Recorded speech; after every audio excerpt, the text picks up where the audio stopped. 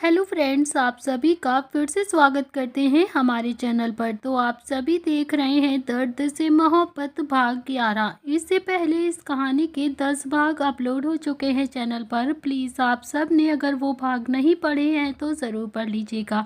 तो आप सब ने अब तक पढ़ा था, रुद्र किट्टू को डाइवोर्स देने के लिए पेपर्स बनवाता है। इधर अवनी और नील दोनों ही एक दूसरे के करीब आ रहे हैं, मगर नील बार बार अपनी फीलिंग्स को कंट्रोल कर रहा है। निहाल ने अपने मैनेजर अंकित से नव्या और उसके साथ जो लड़का था उसकी इंफॉर्मेशन लाने के लिए बोला था। तो अंकित ने अभी कुछ इंफॉर्मेशन निहाल को दी थी। अब देखते हैं आगे।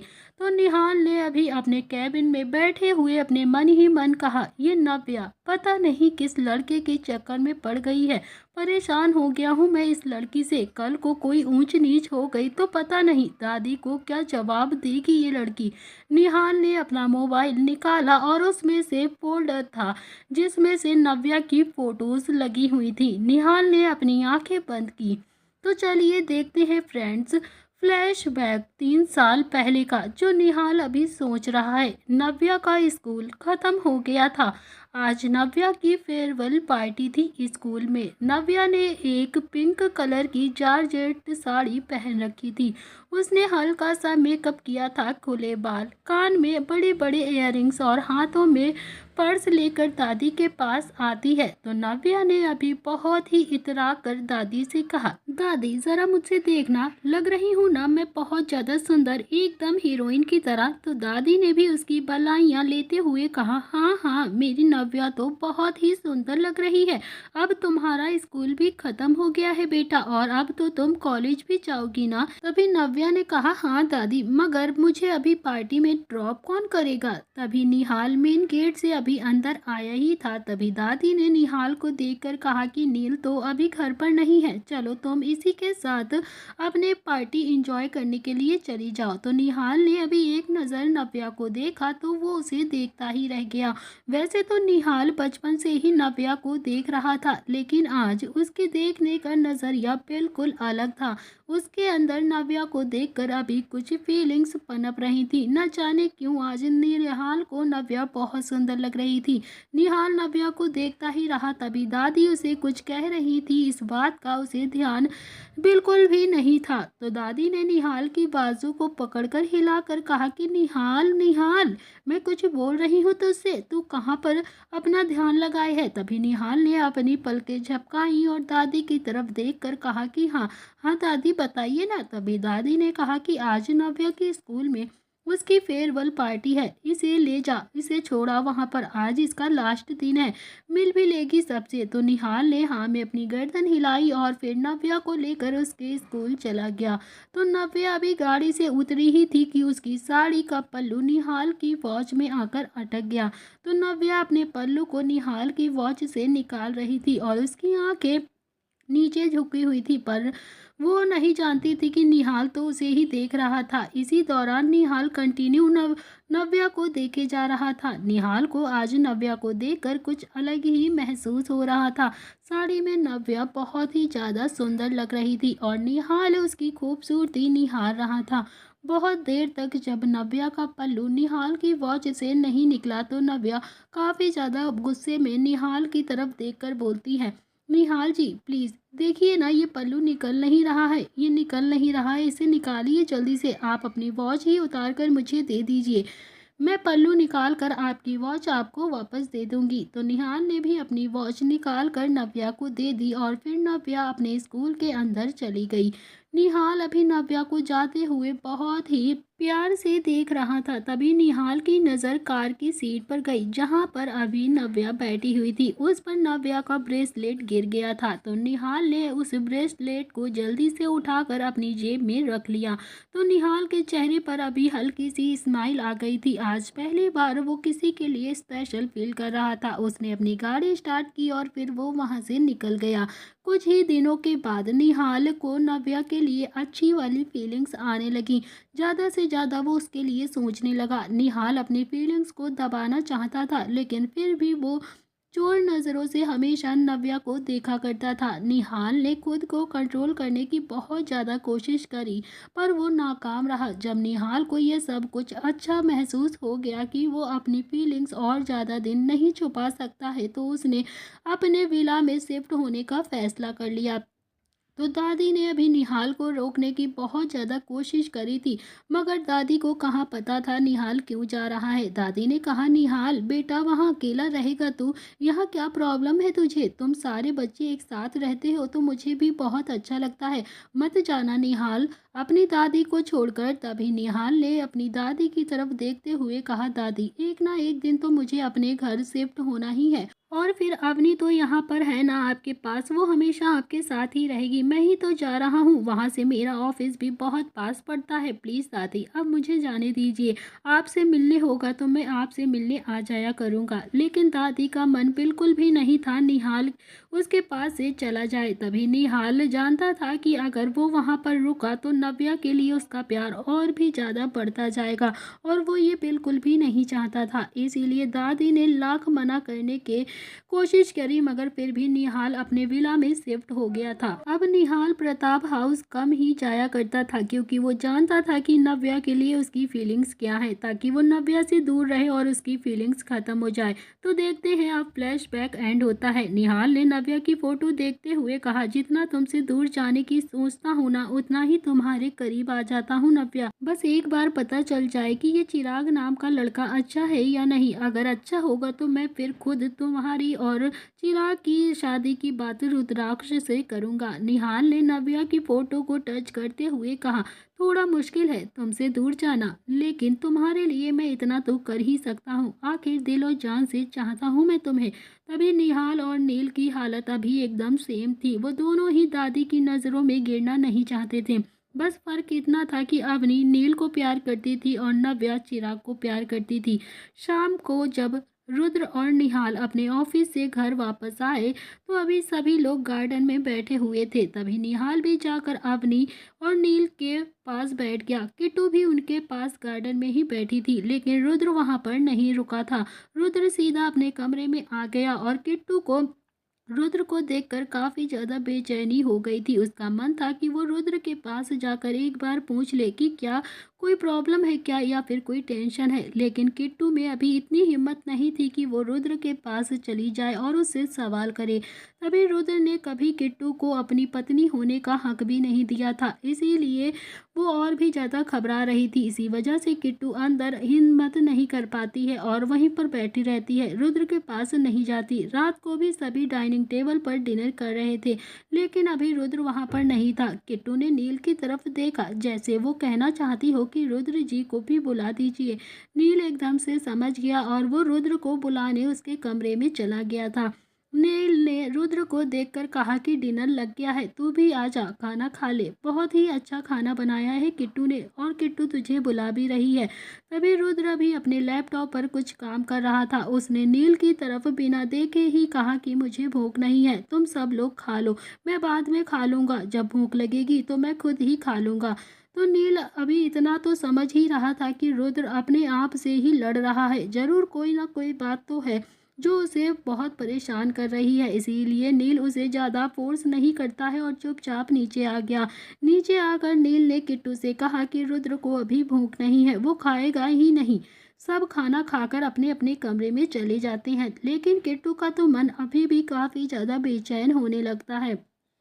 किट्टू मन ही मन बोलती है कि रुद्र जी ने तो कुछ भी नहीं खाया है, मैं उन्हें खाना देकर आ जाऊंगी तो शायद वो गुस्सा तो नहीं करेंगे मुझ पर। करीब 11 बजे का समय था। किट्टू ने एक प्लेट में खाना अच्छे से सर्व किया और रुद्र के कमरे में उसे देने के लिए चली गई। किट्टू ने थोड़ा सा गेट खोलकर देखा तो रुद्र अभी कमरे में नहीं था। किट्टू ने एक राहत की सांस ली और फिर किट्टू ने वो प्लेट जल्दी से कमरे में रख दी और उसके नीचे एक चिट भी रख दी और चुपचाप से वो कमरे से बाहर आ गई। तो किट्टू को लगा था कि रुद्र ने अभी उसे नहीं देखा है, लेकिन रुद्र तो उसे बालकनी में खड़ा होकर कब से देख रहा था। रुद्र ने मन ही मन कहा, किट्टू तुम मत दो खुद को इतनी तकलीफ, बहुत ही पछताओगी तुम, बहुत ही ज्यादा। मैं पिघलने वाला नहीं हूँ तुम्हारे लिए। रुद्र बालकनी से कमरे में आ जाता है। उसने वो चिट उठाकर रीड की। उसमें लिखा हुआ था, रुद्र जी मैंने भी फ्राइड राइस बनाए हैं, जरा टेस्ट करके बताइएगा अच्छे बने हैं या नहीं। चिट पढ़कर रुद्र के चेहरे पर ना चाहते हुए भी एक हल्की सी स्माइल आ गई थी और उसने खुद से ही कहा कि खरगोश बहुत ज़्यादा स्मार्ट समझती हो खुद को, पर हो नहीं, बिल्कुल भी नहीं। ये नया तरीका ढूंढा है ना खाना खिलाने का तुमने। रुद्र ने अभी प्लेट का ढक्कन उठाकर देखा तो उसके मुंह में अपने आप ही पानी आ गया। वो खुद को कंट्रोल नहीं कर पाया और ना चाहते हुए भी वो जल्दी से प्लेट को उठाकर राइस खाने लगा। किट्टू भी उसे चुपचाप से कमरे के गेट से देख रही थी। जब किट्टू को यकीन हो गया कि रुद्र ने अभी खाना खा लिया है तो वो भी अपने कमरे में आकर आराम से सो गई। रुद्र ने खाना खाकर प्लेट अभी साइड में रखी और फिर हाथ पोंछते हुए खुद से ही कहा कि काश काश किट्टू तुम सोमनाथ की बेटी ना होती तो खरगोश सच में तुम आज रुद्र प्रताप सिंह की बाहों में होती। फिर भी उसके चेहरे पर एक मुस्कान आ जाती है और वो भी सो जाता है। अगले दिन रुद्र सुबह सुबह उठकर ऑफिस के लिए तैयार होने लगता है। तो रुद्र अभी तैयार होकर नीचे आया और वो बाहर की तरफ जाने लगा। तभी उसने कुछ नोटिस किया कि अभी डाइनिंग टेबल के पास किट्टू खड़ी हुई है और उसे ही देख रही है। तभी रुद्र भी एकदम से पीछे पलटा तो वो एकदम से हैरान हो गया और उसने मन ही मन कहा कि इतनी सुबह सुबह किट्टू ने मेरे लिए नाश्ता भी बना दिया है। किट्टू अभी रुद्र के लिए नाश्ता तैयार करके खड़ी थी। रुद्र किट्टू के पास आकर कहने लगा, मुझे भूख नहीं है, मैं ऑफिस में ही कुछ खा लूंगा। रुद्र जाने लगता है तो किट्टू ने उसका हाथ पकड़ लिया। तो किट्टू ने अभी इशारों से कहा कि प्लीज थोड़ा सा ही खा लीजिए, बहुत मेहनत से बनाया है हमने। तभी रुद्र ना चाहते हुए भी डाइनिंग टेबल पर बैठ गया और किट्टू ने उसे आलू के पराठे और दही सर्व कर दिया। तो रुद्राक्ष अभी नाश्ता करने लगता है। रुद्र एक पराठा खाकर उठकर कहने लगता है कि किट्टू ये सब ना बहुत ही ज़्यादा हैवी हो जाएगा, मुझे भूख नहीं है, इसीलिए मुझे आज बहुत ज़रूरी मीटिंग भी करनी है, एक ही पराठा खा सकता हूँ। लेकिन किट्टू ने फिर उसका हाथ पकड़कर बैठा दिया और रुद्र अभी ना चाहते हुए भी बैठ जाता है। रुद्र ने मन ही मन कहा कि अभी खा लेता हूँ किट्टू के हाथ के पराठे, फिर तो कभी भी नहीं खा पाऊंगा, शायद किट्टू मुझे खुद भी नहीं बनाकर देगी। किट्टू के हाथ का खाना तो सच में बहुत ही टेस्टी होता है। रुद्र को आलू के पराठे बहुत ही ज़्यादा टेस्टी लग रहे थे और वो 4 पराठे बैठे ही बैठे खा जाता है। रुद्र ने डाइनिंग टेबल पर उठते हुए कहा, बस किट्टू इससे ज़्यादा नहीं खा पाऊंगा। किट्टू ने हल्की मुस्कुराहट के साथ हाँ में अपनी गर्दन हिला दी और रुद्र ने एक नज़र किट्टू को देखा और फिर वो फार्म हाउस से बाहर आ गया। रुद्र के दिल में अभी किट्टू के लिए बहुत ही रोमांटिक फीलिंग आ रही थी। वो जल्दी से अपनी फीलिंग को दबाता है और बाहर आ जाता है। रुद्र का ऑफिस था। निहाल अभी किसी काम से रुद्र के कैबिन में गया हुआ था। उसने देखा कि रुद्र अभी चेयर पर अपनी आंखें बंद किए हुए लीन बैठा हुआ था। निहाल ने रुद्र से कहा, रुद्र क्या हुआ है, तेरी तबीयत तो ठीक है ना, कुछ दिक्कत है तो मुझे बता। रुद्र ने थोड़ी आलस से भरी आवाज में कहा, तबीयत तो बिल्कुल ठीक है मेरी, लेकिन नींद बहुत ज्यादा आ रही है आज। तभी निहाल ने कहा कि नींद आ रही है, क्यों, क्या हुआ है तुझे। तभी रुद्र ने कहा कि पता नहीं, सुबह सुबह किट्टू ने आलू के पराठे खिला दिए थे, तभी शायद नींद आ रही है। तभी निहाल ने रुद्र की तरफ देखकर कहा कि किट्टू तुझे प्यार करती है, इसीलिए वो अपना प्यार ऐसे ही जता रही है तुझ पर और तेरी केयर करके और भी तेरे करीब आना चाहती है, मगर तू तो है कि उसे डिवोर्स देने के लिए उतावला हुआ बैठा है। तभी रुद्र ने अपनी आंखें खोली और फिर एक नज़र निहाल को घूर कर देख कर कहा कि मुझे मुझे इस बारे में अभी तुझसे कोई भी बात नहीं करनी है। मेरा जो डिसीजन है वो मैं अपना डिसीजन ले चुका हूँ। और हाँ, सोनम की बर्थडे पार्टी के बाद मैं उसे राठौड़ हाउस छोड़कर आऊँगा। तभी निहाल ने रुद्र को देखकर कहा कि किट्टू के बिना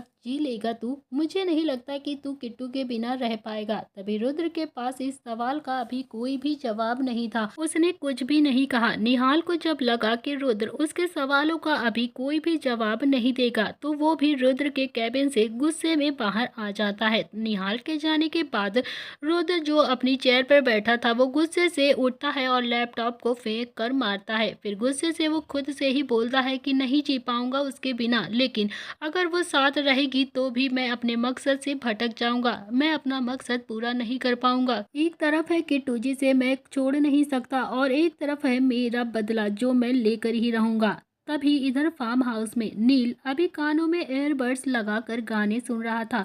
वो पूरे हॉल में घूम रहा था, उसका ध्यान अभी नहीं रहा और वो सीधा हॉल में घूमते घूमते अपने कमरे की तरफ निकल जाता है। तभी नील ने अभी अपने कमरे में जाकर अपनी नज़र उठाकर देखा, तभी अभी अवनी जो नहाकर वॉशरूम से बाहर ही आई थी एक ही टॉवल में खड़ी हुई थी, जिसे देखकर नील की चीखें एकदम से निकल जाती हैं और उसकी आंखें हैरानी से बड़ी हो गईं। तभी अवनी ने भी नील को देखा तो वो भी एकदम से चीखने लगी, नील नील तुम यहाँ पर क्या कर रहे हो। तभी नील झटके से अवनी की तरफ से पलट जाता है और जैसे वो कमरे से जाने लगता है एकदम से कुछ सोच कर रुक गया और फिर चिल्लाकर बोला, अवनी तुम जल्दी से जल्दी अभी के अभी कपड़े पहनो। तभी अवनी ने भी थोड़ा गुस्से में कहा कि नील, एक तो आप बिना नोटिस किए ही कमरे में आ जाते हो और ऊपर से मेरे ऊपर भी चिल्ला रहे हो, ऐसा कैसे कर सकते हैं आप। तभी नील ने थोड़ा गुस्से में कहा कि यहाँ तो मेरा कमरा है ना यार, प्लीज़ जल्दी से कपड़े पहन लो। अवनी तुम ज़बरदस्ती ही मेरे कमरे में आ रही हो, फिर मैं क्या कर सकता हूँ। अब जो कह रहा हूँ जल्दी से करो, फटाफट से कपड़े पहनो। तो अवनी ने भी थोड़ा गुस्से में कहा कि ठीक है आप जाइए, मैं जल्दी से कपड़े पहन लूँगी, ओके। तो नील ने भी थोड़ा चिढ़ते हुए कहा कि मैं कहीं भी नहीं जा रहा हूँ। इतना कहकर वो अपनी जगह पर से हिला भी नहीं। वो थोड़ा सा पीछे आया और उसके बिना अवनी को देखे ही कबर्ड से कुछ कपड़े निकाले और अपनी ही एक कमीज निकाली और अवनी की तरफ फेंकते हुए कहा, अवनी लो इसे जल्दी से पहन लो। तो नील अभी बहुत ही ज्यादा गुस्से में था और अवनी समझ भी रही थी कि नील को थोड़ा सा गुस्सा आ रहा है, लेकिन अवनी को तो नहीं पता था कि नील इतना ज्यादा गुस्सा क्यों कर रहा है और किस बात के लिए कर रहा है। उसने भी चुपचाप से शर्ट उठाई और जल्दी से पहन ली। तो अभी अवनी को समझ में नहीं आ रहा था कि नील को एकदम से क्या हो गया है। वो तो कभी भी इतना ज्यादा गुस्सा नहीं करता था, वो इतना ज्यादा गुस्सा क्यों कर रहा है। तभी अवनी तो इन्हें थोड़ा सा झिझकते हुए कहा कि मैंने तो शर्ट पहन ली है ना। तभी नील एकदम से पलटा और उसने अवनी के दोनों बाजुओं को पकड़कर दीवार से लगा दिया। तो अवनी काफ़ी ज़्यादा शॉक्ड हो गई थी क्योंकि नील ने कभी भी उसके साथ ऐसा बिहेव नहीं किया था। ऐसा बिहेव तो छोड़ो, कभी उसे छुआ भी नहीं था। तो अवनी ने कहा कि नील ये क्या कर रहे हैं आप, क्या हो क्या गया है आपको। तभी नील ने अभी अवनी को कसकर पकड़ा हुआ था। नील ने अवनी की शर्ट का एक बटन खोल दिया और यह देखकर अवनी की आंखें बाहर आ गई और उसका मुंह खुला का खुला रह गया। उसने खुद को छुड़ाते हुए कहा कि नील दिमाग खराब हो गया है क्या आपका, ये कैसी हरकत कर रहे हैं आप मेरे साथ, ये क्या कर रहे हैं, छोड़ो मुझे, छोड़ो अभी के अभी। लेकिन नील को तो उसकी बात का असर ही नहीं हो रहा था, जैसे वो जानबूझकर ऐसा कर रहा हो। अवनी लगातार छटपटा रही थी लेकिन अवनी बार बार नील को धक्का दे रही थी, लेकिन नील को अभी फर्क ही नहीं पड़ रहा था। इतने में ही नील ने उसकी शर्ट का दूसरा बटन भी खोल दिया। अवनी बहुत ज़्यादा डर जाती है। अब अवनी चिल्लाने लगती है जोर जोर से, नील नील, और वो उसे मारने लगती है। तो अभी अवनी ने रोते हुए कहा, छोड़ दीजिए नील प्लीज़, ये क्या कर रहे हैं आप, नहीं तो प्लीज़ हम कुछ कर लेंगे अपने आप को, प्लीज़ छोड़िए हमें। लेकिन नील का ध्यान कहीं और ही था। अवनी के इतना छटपटाने से नील काफ़ी ज़्यादा इरिटेट हो रहा था। उसने अवनी के दोनों हाथों को कसकर पकड़ा और अपने एक ही हाथ से पकड़कर ऊपर दीवार से लगा दिया। तो नील के ऐसा करने से तो अवनी के आंसू और भी ज़्यादा बह रहे थे। उसने तो कभी सपने में भी नहीं सोचा था नील उसके साथ ऐसा भी कुछ कर सकता है। अवनी ने गिड़गिड़ाते हुए कहा, प्लीज़ प्लीज़ नील छोड़ दीजिए हमें, नील नहीं नहीं नील प्लीज़ छोड़ दीजिए, प्लीज़ मत कीजिए ऐसा। तो अवनी अभी लगातार रोए जा रही थी और चिल्ला भी रही थी, झटपटा भी रही थी, मगर नील को तो खुद से दूर कर ही रही थी और उसे मार भी रही थी। लेकिन नील ने अवनी की शर्ट का तीसरा बटन भी खोल दिया। तभी अवनी ने कसकर अपनी आंखें बंद कर ली और नील ने अवनी की शर्ट का हल्का सा नीचे करके देखा तो उसके दिल के पास नील के नाम का टैटू लगा हुआ था। तो नील ने अभी अपनी एक उंगली से उस टैटू पर हल्का सा टच किया। जब अवनी टॉवल में थी तो नील की नज़र उस टैटू पर पड़ गई थी और नील खुद को श्योर करना चाहता था कि आखिर ये टैटू उसके नाम का ही है या नहीं। वो पूरी तरह से श्योर नहीं था, इसीलिए उसने अवनी को शर्ट दी थी ताकि वो टैटू को देख सके। तभी नील ने गुस्से से अवनी के दोनों बाजुओं को पकड़ा और झटकते हुए कहा, इससे ज्यादा पागलपन और क्या ही करोगी तुम। ये आखिरी पागलपन है तुम्हारा, समझी तुम। और आज के बाद तुमने मेरे करीब आने की कोशिश भी की ना तो सोच लेना। अवनी का अभी तक रो रो कर बुरा हाल हो गया था। वो जहाँ खड़ी थी रो रो कर वहीं पर बैठ गई, लेकिन नील का गुस्सा कम नहीं हुआ और नील अवनी को देख रहा था और उसके सामने चक्कर लगा रहा था। तभी नील के दोनों हाथ अभी नील की कमर पर थे और फिर आंखों में काफी ज्यादा गुस्सा था। तो नील ने भी गुस्से में कहा कि क्या क्या चाहती क्या हो तुम अवनी, बोलो मुझे। गलत डायरेक्शन में जा रही हो तुम। मैं तुम्हें कभी भी प्यार नहीं करूंगा, कभी भी नहीं। तुमसे कभी शादी भी नहीं करूंगा। और यह जो अपने आप को तुम कर रही हो ना, मेरे नाम का टैटू बनवा रही हो, इससे मैं बिल्कुल भी खुश नहीं हुआ हूँ, बल्कि मुझे तुम पर और भी ज्यादा गुस्सा आ रहा है। तभी नील ने भी अपने दोनों हाथों से अवनी को उठाया और फिर चिल्लाकर कहा कि चली क्यों नहीं जाती तुम मेरी जिंदगी से। मैं नहीं चाहता कि तुम मेरी जिंदगी में रहो। अवनी अभी कुछ भी बोलने की हालत में नहीं थी और वो तो बस रोई जा रही थी। अवनी ने अभी रोते रोता थोड़ा सा हिम्मत करते हुए कहा कि नील, मैं आपसे बहुत बहुत, लेकिन मैं नहीं करता हूँ तुमसे प्यार, समझी तुम। नील ने बीच में ही उसकी बात काटते हुए कहा, इस जन्म में क्या मैं तुमसे शादी भी नहीं करूंगा और ना ही कभी प्यार करूंगा। तुम समझती क्या हो खुद कर। इतना कहकर नील ने अभी अवनी को झटक दिया और फिर उस कमरे से बाहर की तरफ आ गया। अवनी फिर से बैठकर रोने लगती है। उसे बहुत ही ज्यादा बुरा लग रहा था। अवनी ने रोते रोते खुद से कहा कि नील, आप समझते क्यों नहीं है, मैं प्यार करती हूँ आपसे बहुत ज़्यादा। कैसे प्रूव करूँ मैं अपना प्यार आपको। आप कब समझेंगे मेरे प्यार को। आपके अलावा मैंने किसी की तरफ आज तक देखा भी नहीं है। जब से मैंने आपसे प्यार किया है सिर्फ आपकी हूँ। नील, अगर यह अपनी शादी करेगी तो बस आपसे ही करेगी, नहीं तो किसी से नहीं करेगी। नील अभी गुस्से में गार्डन में आ चुका था और गार्डन में आकर वो इधर उधर चक्कर लगाने लगता है। नील को अपने ऊपर अभी बहुत ज़्यादा गुस्सा आ रहा था। उसे बिल्कुल भी अच्छा नहीं लग रहा था कि आज उसने अवनी के साथ ऐसा बिहेव किया था। उसने खुद के हाथ पर जोर से चोट मारी और अपने हाथों का एक पंच बनाया और एक पेड़ पर लगातार मारने लगा। तभी नील अभी लगातार उस पेड़ पर अपने हाथों से पंच बनाकर मार रहा था, जिससे उसके काफ़ी ज़्यादा चोट भी लग रही थी। नील को अपने ऊपर अभी बहुत ही ज़्यादा गुस्सा आ रहा था। नील के हाथों से खून आ रहा था, लेकिन उसे कोई फर्क नहीं पड़ रहा था। नील को अभी कोई परवाह ही नहीं थी। तभी अवनी भागकर नील के पास आई और उसके हाथों को कसकर पकड़कर फिर से रोते हुए बोली, ये क्या कर रहे हैं आप। यही चाहते हैं ना आप कि मैं आपकी ज़िंदगी से चली जाऊं, हमेशा के लिए चली जाऊं और कभी भी वापस नहीं आऊंगी। ठीक है, जा रही हूं मैं आपकी ज़िंदगी से और कभी भी वापस नहीं आऊंगी। नील, आप खुद को तकलीफ मत दीजिए। इतना कहकर अवनी ने नील के हाथों पर अपना दुपट्टा लपेट दिया और फिर अंदर चली गई। रात को सब अभी डाइनिंग टेबल पर खाना खा रहे थे। सबके चेहरे पर काफ़ी ज़्यादा उदासी थी। सभी अपनी अपनी टेंशन में काफ़ी ज़्यादा परेशान थे। सबके चेहरे पर बहुत ज़्यादा उदासी देखकर किसी को अच्छा नहीं लग रहा था। अवनी को देखकर लग रहा था कि आज वो भी कितना ज़्यादा रोई है, लेकिन सब जानते थे कि अवनी क्यों रोई है और क्या वजह है। इसीलिए किसी ने भी अवनी से कुछ भी नहीं पूछा और ना ही किसी की हिम्मत हुई।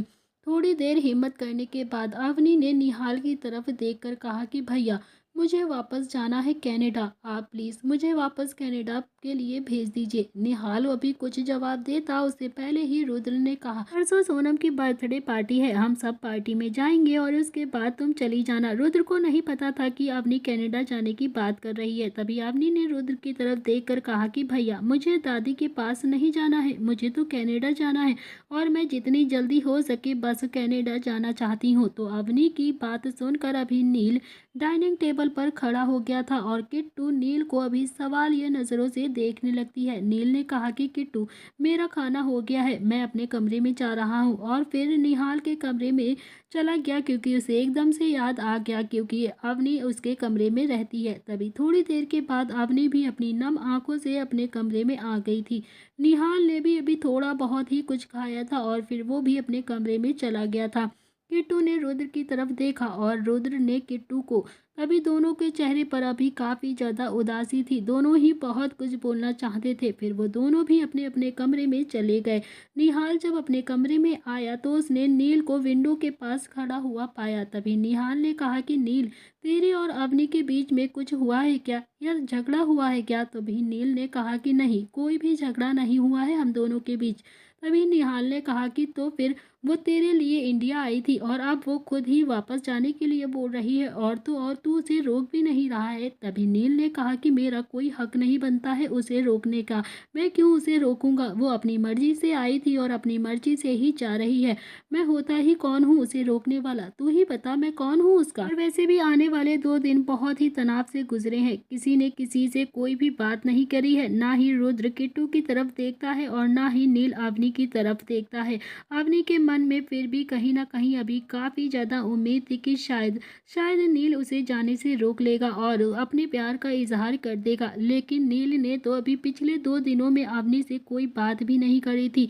उसे तो कोई फर्क ही नहीं पड़ रहा था अवनी के जाने या ना जाने से। तभी सोनम के बर्थडे पार्टी का दिन आ गया था। रुद्र अपने कमरे में तैयार हो रहा था। रुद्र की थीम रेड थी, इसीलिए रुद्र ने अभी रेड कलर की शर्ट, ब्लैक कलर का कोट पहन रखा था और रुद्र ब्लैक कलर में बहुत ही ज़्यादा स्मार्ट लग रहा था। रुद्र की पर्सनैलिटी एकदम रिच लुक देती थी। हमेशा वो एकदम हीरो जैसा लगता था।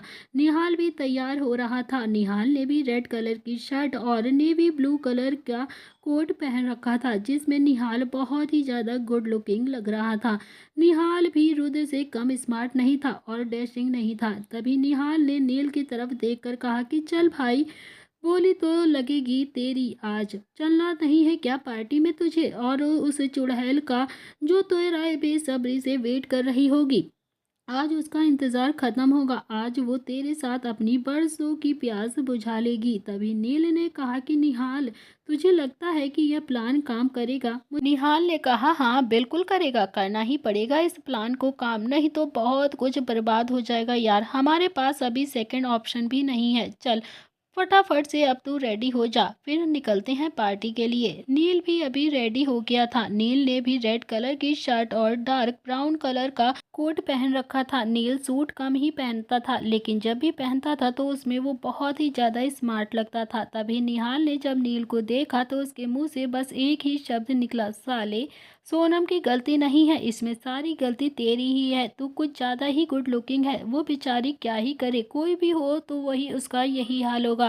तुझे देख के तो अच्छी अच्छी लड़कियां ही पागल हो जाएं। वो तो फिर सोनम पटेल है, कोई लायक ही नहीं है। तभी निहाल ने अभी नील को ये कहा तो नील भी एक स्माइल पास करते हुए फिर वो तीनों ही नीचे आ गए। रुद्र ने अभी नील की तरफ देखकर कहा, किट्टू अवनी को बुलाओ, वो भी हमारे साथ चलेगी। नील ने कहा कि किट्टू पार्टी में जाने के लिए मना कर रही थी और अवनी भी नहीं जाना चाहती थी, तो रहने ही दे। तो तू क्यों उन्हें फोर्स कर रहा है ले जाने के लिए? रुद्र ने कहा क्योंकि विराट किट्टू के पीछे पड़ा हुआ है, वो कुछ भी कर सकता है उसके साथ। वो फार्म हाउस में भी सेफ नहीं है। जब तक मैं किट्टू को उसके बाप के पास नहीं छोड़ आता हूँ, उसका मेरे साथ रहना बहुत ही ज़्यादा ज़रूरी है। मैं बिल्कुल भी नहीं चाहता हूँ कि मेरी एब्सेंस में किट्टू को कुछ भी हो जाए और फिर मैं खुद को कभी भी माफ़ ना कर पाऊँ। तभी निहाल और नील दोनों ही हैरानी से रुद्र को देख रहे थे। रुद्र ने अभी आगे कहा, जिस दिन मैं किट्टू को ऑफिस लेकर गया था उस दिन विराट ने कुछ लोगों को यहाँ पर भेजा था किट्टू को किडनैप करने के लिए। तभी निहाल ने कहा कि तो फिर अवनी, तो किट्टू को लेकर हम चलते ही हैं। रुद्र ने कहा हाँ बिल्कुल। तभी रुद्र ने किट्टू को आवाज़ लगाई, किट्टू नीचे आती है और फिर किट्टू एकदम से रुद्र को देखती ही रह जाती है, क्योंकि रुद्र तो बहुत ही ज़्यादा स्मार्ट लग रहा था। रुद्र ने कहा कि किट्टू जाओ, जाकर तैयार हो जाओ तुम भी, और हमारे साथ आज तुम पार्टी में चल रही हो और अवनी से भी बोलो। किट्टू ने ना में अपनी गर्दन हिलाई तो रुद्र ने किट्टू की बाजुओं को पकड़ा और सीधे कमरे में लेकर आ गया। तो रुद्र ने अभी किट्टू की बाजू छोड़ते हुए कहा, क्यों नहीं जाना चाहती हो तुम पार्टी में, बोलो। तो किट्टू ने अभी रुद्र का मोबाइल लेकर उसमें टाइप किया कि पिछली बार तो गए थे ना हम आपके साथ पार्टी में, और फिर हमारे साथ वो गंदा लड़का क्या कर रहा था, घर आकर आपने हमारे साथ जो किया था, हम नहीं चाहते कि वो सब कुछ दोबारा हो हमारे साथ, इसीलिए हम नहीं जाएंगे। तभी रुद्र ने थोड़ा सख्ती से कहा कि क्या लोगी मेरे साथ जाने का, बोलो। तभी किट्टू ने टाइप किया बस एक प्रॉमिस कीजिए हमसे। तो रुद्र ने कहा कि कैसा प्रॉमिस। तो किट्टू ने टाइप किया कि आप पूरी पार्टी में हमसे दूर नहीं जाएंगे तो भी हम चलेंगे। तो किट्टू की ऐसी बातों से अभी रुद्र को किट्टू पर बहुत ही ज़्यादा प्यार आ जाता है, बहुत प्यार। लेकिन रुद्र ने अभी अपने आप को कंट्रोल किया हुआ था और फिर रुद्र ने कहा कि ठीक है मैं प्रॉमिस करता हूँ तुम्हें पूरी पार्टी में अकेला नहीं छोड़ूंगा, पूरी पार्टी में तुम्हारे साथ ही रहूंगा। रुद्र ने वो नेट की रेड साड़ी निकाल कर किट्टू के हाथ में पकड़ाते हुए कहा कि ठीक है, अब जाकर जल्दी से इसे पहन लो और तैयार हो जाओ और नीचे मैं तुम्हारा वेट कर रहा हूँ, ओके। तभी किट्टू ने वो साड़ी ली और बाथरूम में चली गई। इधर दूसरी तरफ अवनी भी जाने के लिए बिल्कुल मना कर रही थी, लेकिन अवनी की नज़र बार बार तो नील पर ही जाकर रुक रही थी। अवनी नील को देखकर मुस्कुराना चाहती थी, लेकिन वो अपने आप को कंट्रोल कर लेती है क्योंकि वो नहीं चाहती थी नील को फिर से किसी बात पर गुस्सा आए। निहाल ने कहा कि अवनी जाओ तैयार हो जाओ, तुम्हारा यहाँ अकेले रहना ठीक नहीं है, तुम्हारा जाना हमारे साथ ज़रूरी है। तो अवनी ने कहा कि ठीक है भैया, अगर मेरा यहाँ रहना सेफ नहीं है तो मैं अभी के अभी दादी के पास चली जाती हूँ, लेकिन मुझे पार्टी में नहीं जाना है। तभी निहाल ने कहा कि अवनी एक बात तो मान लिया करो ना अपने भाई की कभी तो, प्लीज़। तभी अवनी ने नील की तरफ देखकर कहा कि मान ही लिया है भैया, सबकी बातें ही तो मान रही हूँ मैं, अब तो मैं कनाडा भी चली जाऊँगी, तभी किसी को तो कोई परेशानी नहीं होगी और किसी को मैं परेशान भी नहीं करूँगी, यहाँ रहती हूँ तो सबकी आंखों में खटकती रहती हूँ। इतना कहकर वो अपने कमरे में चली गई। तभी निहाल ने नील की तरफ देखकर कहा कि देख, तू भी जानता है कि वो मेरे कहने से कभी भी नहीं जाएगी, प्लीज़ जाकर उसे मना ले, वो तेरे कहने पर चली जाएगी, अगर तू कहेगा तो अवनी मान जाएगी, यहाँ अकेला रहना सही नहीं है उसका, तू भी जानता है और मैं भी। तभी नील प्लीज़ जाना यार, आज के लिए अपना एटीट्यूड साइड में रख दे यार, प्लीज़ उसे मना ले। तभी नील ने अभी निहाल की बात मान ली और वो अवनी के कमरे में गया। नील ने अभी गेट पर खड़े होकर ही अवनी से कहा कि अवनी अवनी ने अभी बिना पलटे ही कहा कि नील प्लीज़ यहाँ से जाइए, मुझे आपसे कोई भी बात नहीं करनी है, प्लीज़ आप मुझे बताने के लिए यहाँ पर मत आइए और मैं बिल्कुल भी पार्टी में नहीं जा रही हूँ, तो प्लीज़ आप जा सकते हैं। नील ने हिम्मत करते हुए कहा अवनी प्लीज़ प्लीज़ चलो ना पार्टी में, मैं कह रहा हूँ तुम्हें चलना ही पड़ेगा। तभी अवनी ने गुस्से में कहा कि नहीं जाऊँगी, बिल्कुल नहीं जाऊँगी, क्योंकि आज आप बहुत ज़्यादा गुड लुकिंग लग रहे हैं, मुझसे कंट्रोल नहीं होगा और फिर मैं आपकी तरफ अट्रैक्ट हो जाऊँगी और फिर आप मुझे फिर से हर्ट करेंगे और गुस्सा करेंगे, खुद को चोट पहुँचाएंगे। तभी अवनी की बात सुनकर नील के चेहरे पर फिर से एक स्माइल आ गई। तभी नील ने कहा कि ठीक है, एक आखिरी बात मेरी मान लो प्लीज़, फिर तुम पार्टी में चलो और फिर तुम चली जाना जहाँ तुम्हें जाना है। अवनी ने फिर गुस्से में कहा कि नील मैं कह रही हूँ ना, मैं कहीं भी नहीं जाऊँगी तो नहीं जाऊँगी। तभी नील ने फिर से कहा कि अवनी तुम्हारा यहाँ रहना सेफ नहीं है, प्लीज़ सब तो जा रहे हैं पार्टी में, तुम यहाँ अकेले क्या ही करोगी, सब लोगों के साथ रहोगी तो तुम्हें अच्छा लगेगा, प्लीज़ चलो ना। तो अवनी ने कहा कि नहीं जाऊँगी, नहीं जाऊँगी, नहीं जाऊँगी, प्लीज़ आप जाइए यहाँ से, मैं लास्ट बार बोल रही हूँ कि मैं नहीं जाऊँगी। तभी नील ने अभी कबर्ड खोल कर उसमें से एक रेड कलर का सूट निकाल कर बेड पर रख दिया और फिर कहा कि अवनी मैं तुम्हारा वेट कर रहा हूँ, जल्दी से तैयार होकर प्लीज़ बाहर आ जाना। तो अभी अवनी ने कहा कि नहीं जाऊँगी, नहीं जाऊँगी, प्लीज़ आप मेरा वेट मत करिएगा, मैं बिल्कुल भी नहीं जाने वाली। नील ने अब अवनी की बात नहीं सुनी और वो सीधा बाहर हॉल में आकर अवनी का वेट करने लगा। तभी थोड़ी देर के बाद अवनी भी तैयार होकर हॉल में आ चुकी थी। अवनी ने अभी रेड कलर का सूट पहन रखा था जो उसके एंकल लेंथ तक की पहुंच रहा था। अवनी ने दुपट्टा एक साइड से लिया हुआ था। अवनी भी बहुत ज़्यादा खूबसूरत लग रही थी। नील तो उसकी खूबसूरती को देखता ही रह गया। उसने खुले बाल किए हुए थे, कानों में बड़े बड़े इयररिंग्स, होंठों पर रेड कलर के लिपस्टिक और हाथों में ब्रेसलेट पहना हुआ था।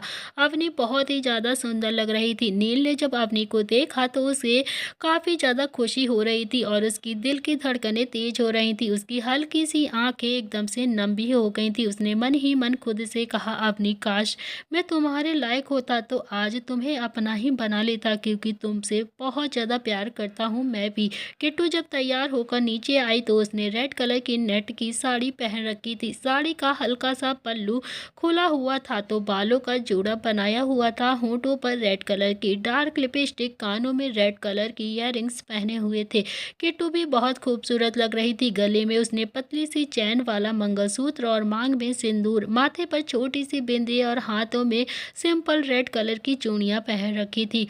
उसकी खूबसूरती रुद्र के दिल में उतर रही थी। रुद्र ने भी जब किट्टू को देखा तो उसे देखता ही रह गया। रुद्र ने फिर एक बार मन से कहा कि किट्टू, अगर तुम सोमनाथ की बेटी ना होती तो सच में आज रुद्र की बाहों में होती। किट्टू ने भी रुद्र की बाजुओं को पकड़ लिया और उसे हिलाते हुए कहा, कहाँ खो गए आप? तभी रुद्र अपने ख्यालों से बाहर आया और फिर किट्टू ने इशारों से पूछा कि मैं सुंदर तो लग रही हूँ ना, आपके साथ चलने लायक तो हूँ ना? तभी रुद्र ने कहा कि हाँ, बहुत सुंदर, बहुत ही सुंदर लग रही हो तुम। किट्टू ने भी मुस्कुराते हुए अपनी गर्दन हाँ में हिला दी और अपनी पलकें झपका दी। सब अपनी अपनी कार में पार्टी के लिए निकल गए। रुद्र और किट्टू एक कार में थे, अवनी और नील एक कार में थे और निहाल अपनी कार से सिर्फ अकेला गया था।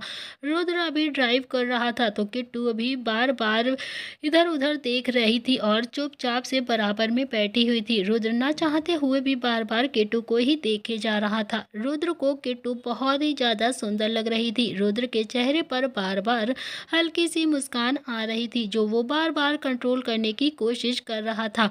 तो किट्टू भी आज बहुत ही ज्यादा खुश लग रही थी। किट्टू को लग रहा था कि उसके और रुद्र के बीच में अब धीरे धीरे सब कुछ ठीक हो रहा है। शायद रुद्र भी उसे अपनाने के लिए तैयार हो गया है। किट्टू इस बात से अनजान थी कि रुद्र उसे डाइवोर्स देने के लिए सोच रहा है। तभी इधर दूसरी तरफ नील का भी यही हाल हो चुका था। नील की नजरें तो अवनी से हट ही नहीं रही थी। नील की नज़र अभी अवनी पर ही थी। ये देखकर अवनी भी काफ़ी ज़्यादा खुश हो रही थी।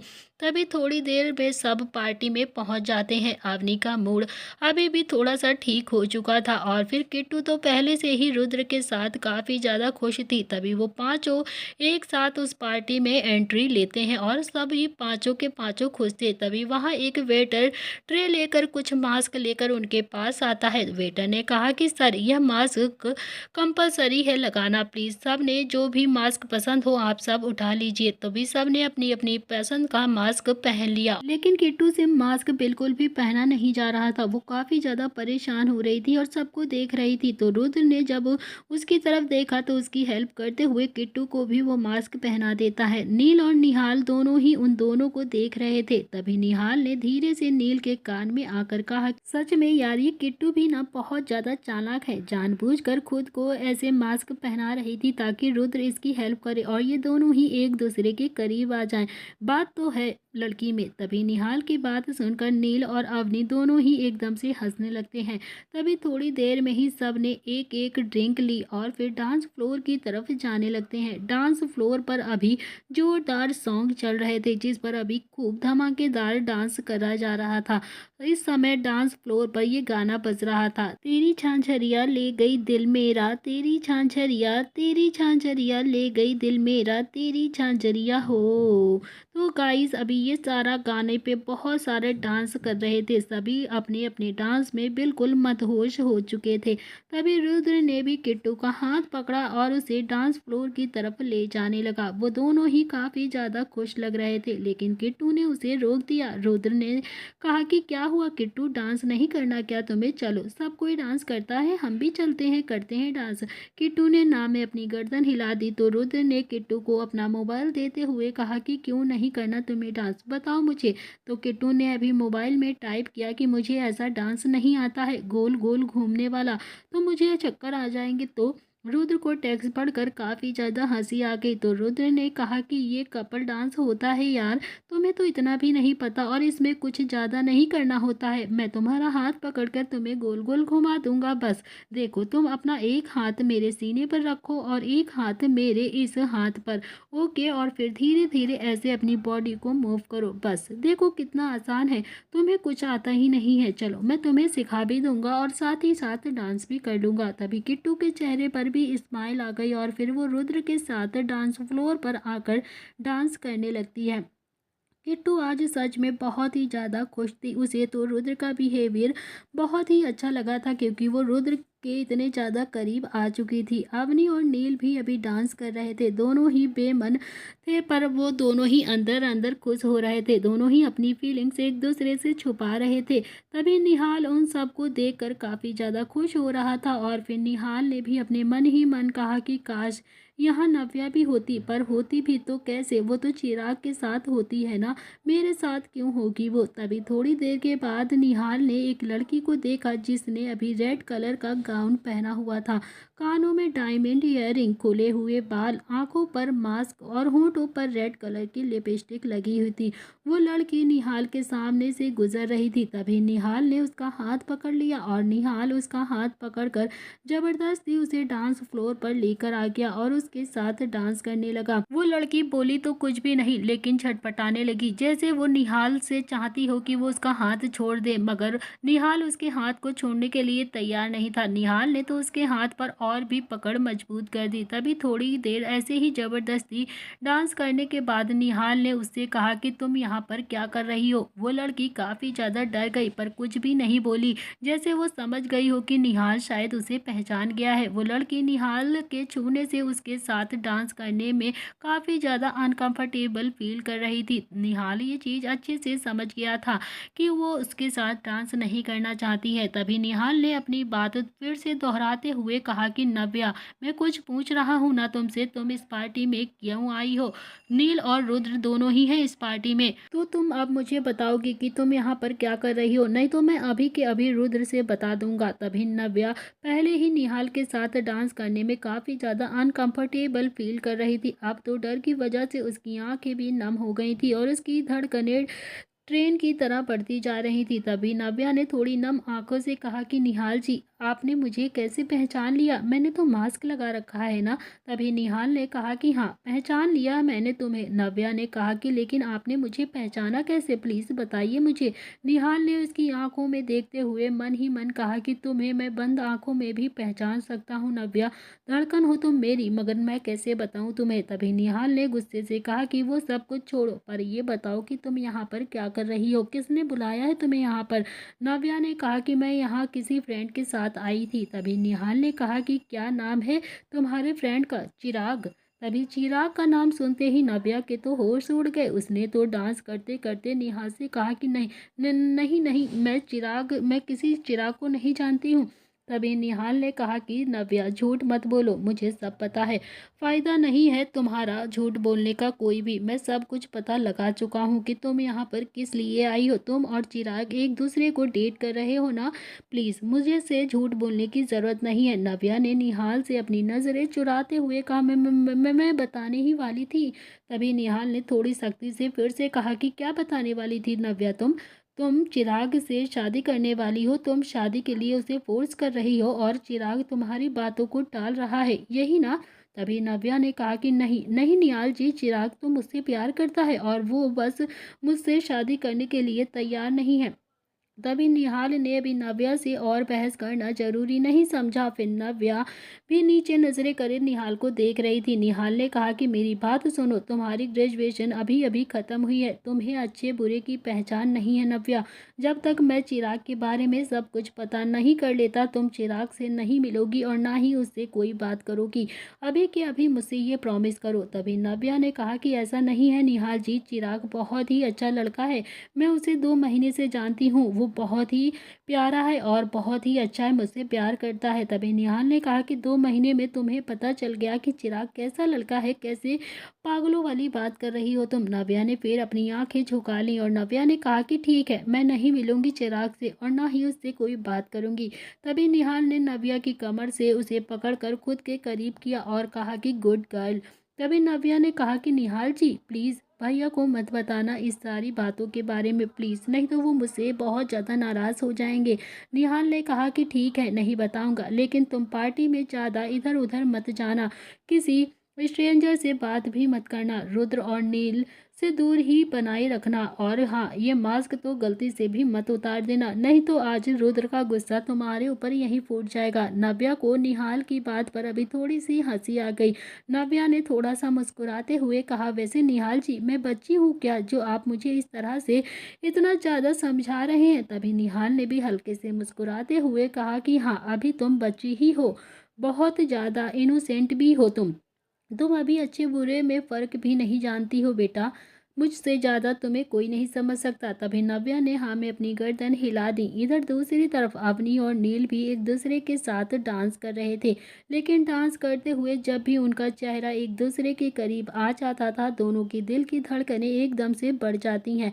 इधर रुद्र और किट्टू भी डांस कर रहे थे और उन दोनों का भी यही हाल था। किट्टू के फेस पर अभी एक प्यारी सी मुस्कान थी जिसे रुद्र देखकर काफ़ी ज़्यादा खुश हो रहा था, लेकिन रुद्र अभी मन ही मन सोच रहा था कि पता नहीं मैं किट्टू को डिवोर्स दे भी पाऊंगा या नहीं, कैसे दे पाऊंगा मैं इसे डिवोर्स, तभी इसे खुद से कैसे दूर करूं मैं, मुझे तो समझ नहीं आ रहा। किट्टू ने पहली बार ऐसा डांस किया था, वो भी रुद्राक्ष के साथ, तो वो भी बिल्कुल ठीक से कर नहीं पा रही थी और फिर रुद्र भी उसे ठीक से डांस करना सिखा रहा था।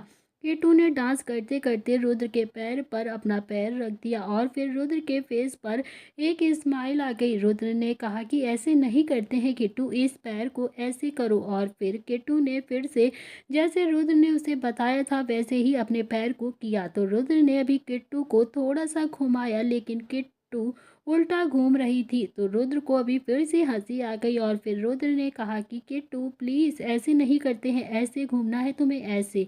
तभी किट्टू फिर से ठीक से घूमी, तभी थोड़ी देर में ही ऐसे म्यूजिक बंद हो जाता है। रुद्र किट्टू एक दूसरे को आंखों ही आंखों में देखकर काफी ज्यादा हंसने लगे, तो रुद्र ने अभी किट्टू की नाक को अपनी एक उंगली से टच करते हुए कहा कि खरगोश अभी ना तुम्हें बहुत ज़्यादा प्रैक्टिस करनी पड़ेगी, तब जाकर तुम डांस सीख पाओगे। तो किट्टू ने अभी इशारों ही इशारों में कहा कि ठीक है आप सिखाएंगे ना मुझे डांस, तो मैं बहुत ही जल्दी सीख जाऊंगी। मगर रुद्र के पास किट्टू के इस सवाल का कोई भी जवाब नहीं था, इसीलिए वो चुपचाप अपनी नज़रें बचाकर वहां से आ जाता है। तभी थोड़ी देर के बाद सब एक साथ इकट्ठे हो गए और निहाल ने नील के कान में कहा कि भाई अब अपने प्लान को एग्जीक्यूट करना है, लेकिन सोनम तो कहीं भी दिखाई नहीं दे रही है, जिसके लिए खास तौर पर हमने ये प्लान बनाया है वो ही अभी पार्टी में नहीं नजर आ रही है। नील ने भी अभी थोड़ा सा झिझकते हुए कहा यार मैं कर नहीं पाऊंगा, मुझे तो बहुत ही ज़्यादा घबराहट हो रही है। तभी निहाल ने अभी नील का मजाक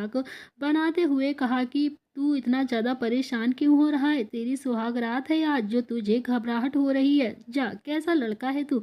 नील ने कहा कि साले बहुत मज़ा आ रहा है ना तुझे, भगवान करे अगले प्रोजेक्ट में सोनम तुझे ही मांग ले, फिर पता चलेगा मेरी फीलिंग्स का हाल, तुझे भी ऐसा ही लगेगा जैसा मुझे आज फील हो रहा है, बहुत ज़्यादा तुझे मज़ा आता है ना। तो फ्रेंड्स काफ़ी बड़ा चैप्टर लिख दिया है आज मैंने, तो प्लीज़ आप सभी लोग कमेंट करके ज़रूर बताना कि कैसा लग रहा है आपको चैप्टर। और हाँ कमेंट्स तो कर ही दिया करो, थोड़ा सा कॉन्फिडेंस लेवल भी डेवलप होता है, जिससे हमें और भी ज़्यादा अच्छा लगता है। प्लीज़ कहानी में आगे क्या होने वाला है ये सारी चीज़ें आपको पता चलेंगी इस कहानी के नेक्स्ट पार्ट में। आज के लिए इतना ही, मिलते हैं इस कहानी के अगले भाग में। Thank you friends.